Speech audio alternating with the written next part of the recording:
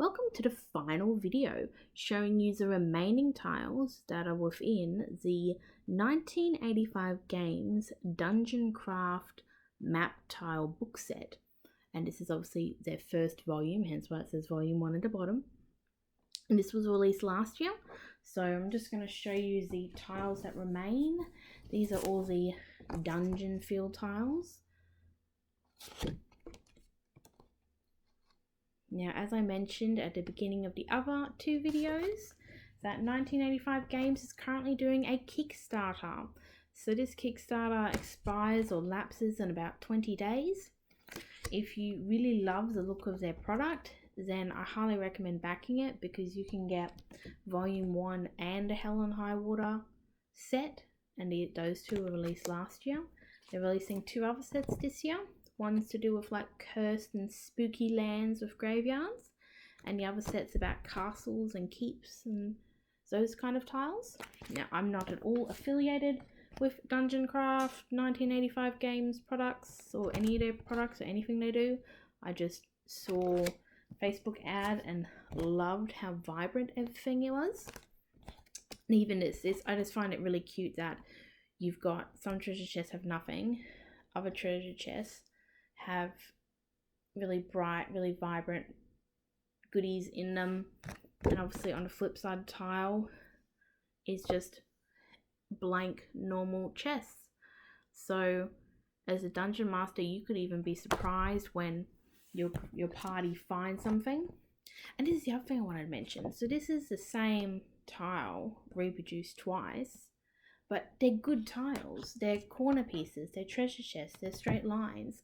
These are things that you would actually want multiples of as far as, whoops, sorry about the lighting, as far as tiles to use. Wow, lighting in this video is a bit bad. There we go.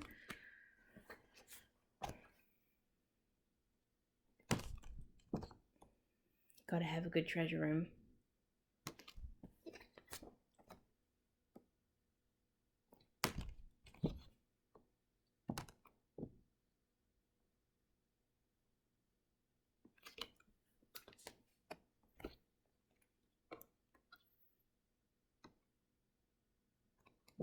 Sorry for the lighting.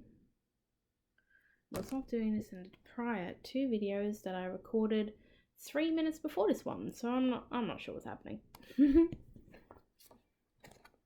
I also like that you can just have like plain tile pieces that you can do whatever you want with. You can draw on them because these are wet and dry and markers friendly. That's what I was looking for, not erasers. And then you've got stuff on the other side of them. So it allows for quite a bit of flexibility.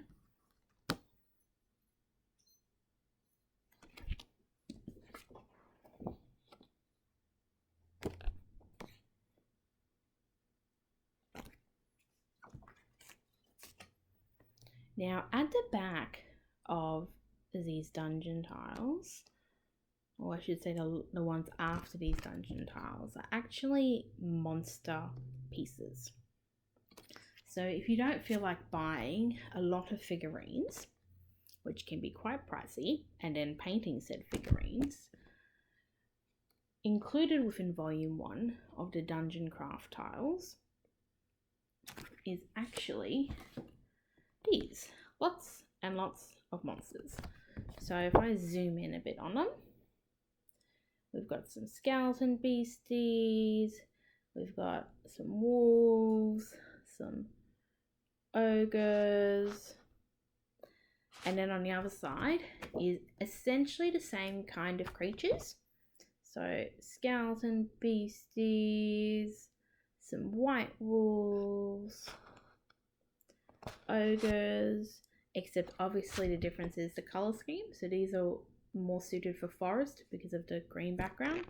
These are obviously suited for suburbia dungeons because of the grey background. I think that's pretty good because I don't think anyone's going to be like, oh, I really love the skeleton with the purple hair. I don't want the skeleton with the black hair, or the ghoul in this case. I think it's great that they just look similar to their background. They won't stand out too much. Instead, they'll actually blend in, which is what you want. You want your pieces to match.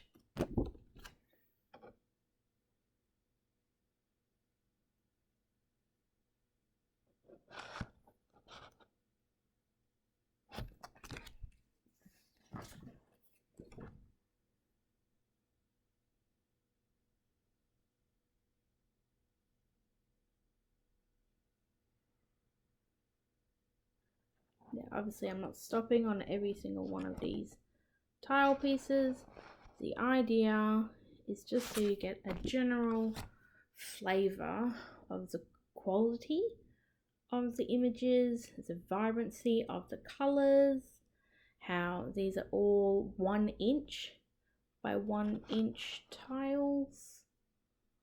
So they represent the size of a beastie, or at least what it probably should be. So this is the only, not necessarily issue, but it's just the only thing to really point out. When it comes to these larger monsters, they might not have the correct dimensions depending on what role-playing system you play. Now, I have experience with Dungeons and Dragons, and for Dungeons and Dragons, large monsters are meant to be like 4 inch by 4 inch, or huge monsters, or yeah, huge monsters are meant to be. So it's probably not, like a dragon probably shouldn't take that much room on your grid. So this dragon, for size comparison, so that's 2, 4, 6. It's about 6 across, and 6 lengthwise, and 5 height. So I think a 6 inch by 5 inches is actually a little too big for what the rule books say, at least in the 5th edition of Dungeons and Dragons. But to be honest, I'm not going to complain. It just means that, you know, you can grab your wet or dry erase marker and just do a circle to say, oh yeah, that's the 4 inches, and players can actually step in a little bit on where the dragon sits on the tile. It's okay, guys, kind of deal. And this is the final tile. So I hope you guys really like them and consider pledging their current Kickstarter. I think they're really great, and I've actually signed up to get the next 2 packs. So I will definitely be doing an unboxing video of those 2 when they show up. I think they're due to be shipped in October. They might come earlier. All one can do is hope. Maybe they won't come early during these COVID times. But yeah, I hope you enjoyed the video and like how the product looks. Thanks. Bye.